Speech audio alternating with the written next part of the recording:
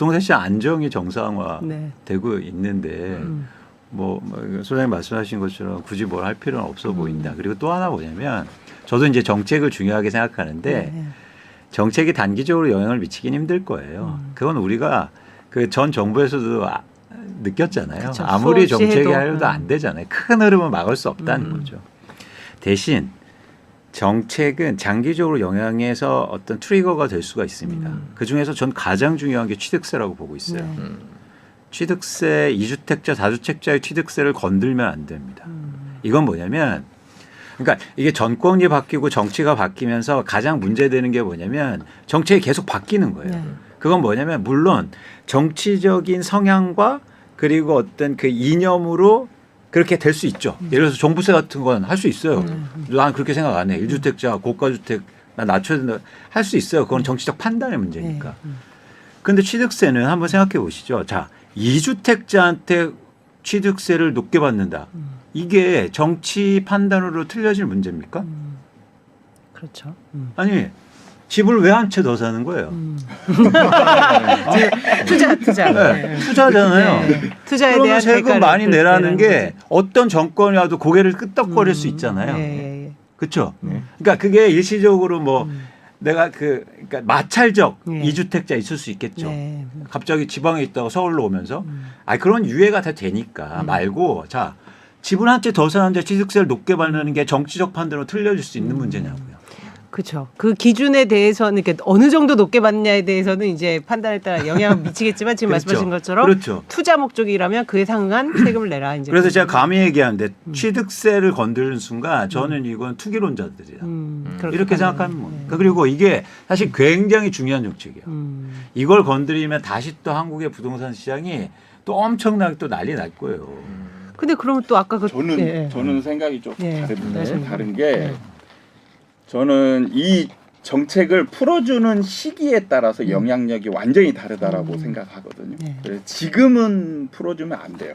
지금은 왜냐하면 변곡점에 있거든요. 완전히 시장이 방향을 정한 게 아니라는 얘기예요. 지금은 아직까지 하락으로 지금 선수를 딱 돌리고 있는 시점인데 아직도 매도자들, 특히 매도자들은 누구냐면 다주택자예요. 그렇죠. 대부분이. 아직 버티고 있어요. 예, 다주택자들은 아직도 지금 상승에 대한 기대 심리가 굉장히 많단 말이죠.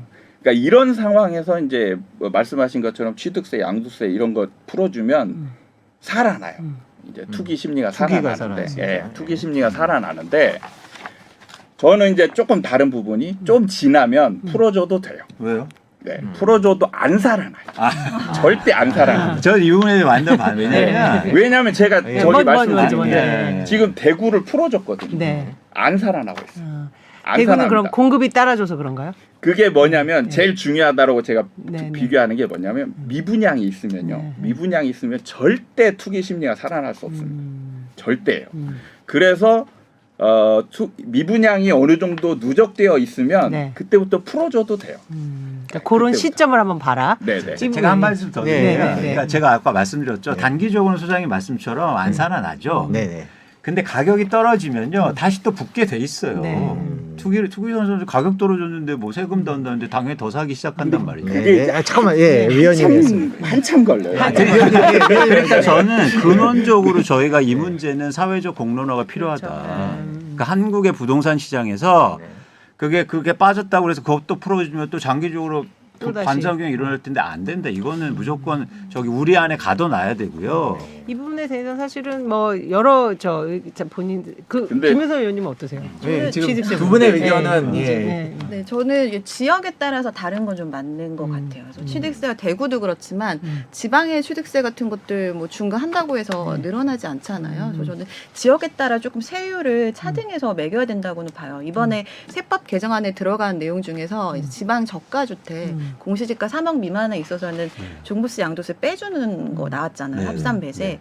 근데 그게 사실은 좀 다른 얘기긴 한데 지방에서는 굉장히 좀 주요한 정책이라고 정책이에요? 생각하거든요. 왜냐하면 뭐 물론 다주택자가 될 수는 있겠지만 지방은 경제가 지금 너무나 어렵고 네. 부동산 경기뿐만 아니라 뭐 인구 소멸 지역 굉장히 많이 나오고 있어서 그렇게 뭐 유동 인구든 잠시 거주 인구들을 늘어나게 해야 되는 그런 정책적인 지역이 좀 필요하다면 네. 그 지역에 있어서는 취득세나 종부세 양도세 같은 것들 약간 좀 완화해주는 부분은 필요하다고. 왜 이게요. 네. 저희가 저는 좀 다른 생각. 네. 어떤 생각이냐면 예를 들어 이런 거죠. 서울에 한 채 사면 나쁘고 제주도에 한 채 사면 좋은 사람이냐.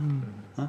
이거를 저희가 방인해 놨기 때문에 계속 서울 하면 저 지방 와서 사고 그럼 또 지방 규제하면 또 그러니까 저는 이게 정책 일관성이나 이런 차원에서 이걸 좀 벗어나야 되는 거. 아까 경기 문제도 하셨는데 이제 건설이나 부동산이 경기에 미치는 영향은 제가 볼 때 계속 낮아지고 있어요. 그리고 그렇게 일시적으로 경기 부양한다? 전 건설업도 하잖아요. 건설회사들 다 나락으로 가는 거예요. 체질 바꿔야죠. 이제 한국의 경제가. 언제까지 아파트 짓고 투자하는 사람 몰려들어서 주택 많이 지어야 지방 경기가 살아난다 이러고 있습니까? 지금. 맞습니다. 뭐 그 네, 부분은 이건 물론 그러니까 네. 우리가 사실 오늘 시장 얘기를 하러 왔지만 네, 네. 아니, 사실 좀 좋은 이거는 뭐 의견이시죠. 제 생각이에요. 사실 이제 그래서- 인구 구조의 변화나 이런 거 볼 때는 사실 그런 부분도 같이 생각을 해볼 그렇죠. 필요는 있죠. 근데 그렇죠. 항상 정권들은 그 지금 말씀하신 대로 거래 소멸이라는 말까지 나올 정도로 이런 그럼 그 유관된 산업들에 또 미칠 영향 이런 것들 때문에 아무래도 약간 이제 유혹을 느끼곤 하겠죠. 그래서 그 시점이 이제 중요한 것 같아요. 이 네. 소장님 말씀처럼. 풀어줄 수밖에 없어요. 음. 이게 이제 안 된다라고 하시는데 풀어줄 수밖에 없는 게 예. 그러니까 정부 입장에서는 뭐냐면 지금 미분양이라는 거를 이렇게 중요하게 생각하지 않는 분들이 굉장히 많거든요. 네. 근데 하락 시장이 되면 미분양이 그냥 쌓여요. 그럼 거기서 질문 하나 드리면 네. 저번에 누구 전문가 나오셔서 미분양이 늘었다고들 알고 있지만 네. 사실 서울이나 이런 지역은 그렇게 유의미한 미분양 증가는 없다 아직까지는 예, 그런 예, 말씀도 예. 하시는데 지금 그죠. 어떤가요 미분양? 이게 그러니까 추세가 중요하지 네, 네. 숫자가 중요한 건 아니에요. 음. 그러니까 지금 이제 막 생기는 중이잖아요. 네, 네. 그러면 이제 앞으로 2년, 3년 지나면 유의미한 숫자가 되어 될 수 있어요. 있다.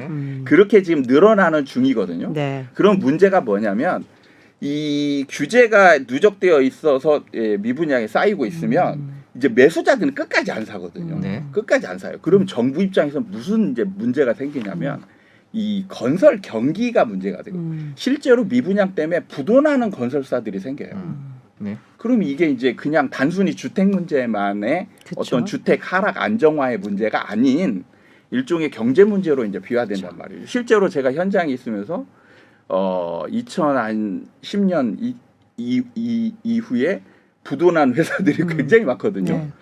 그러면서 진짜 그때 일군 기업들도 다 휘청휘청 했었어요. 자유도 위험하다는 얘기가 나왔었고 두산건설도 실제로는 그래서 이제 거의 두산 위험했죠 지금도. 위험해서 예. 넘어갔고 네, 네.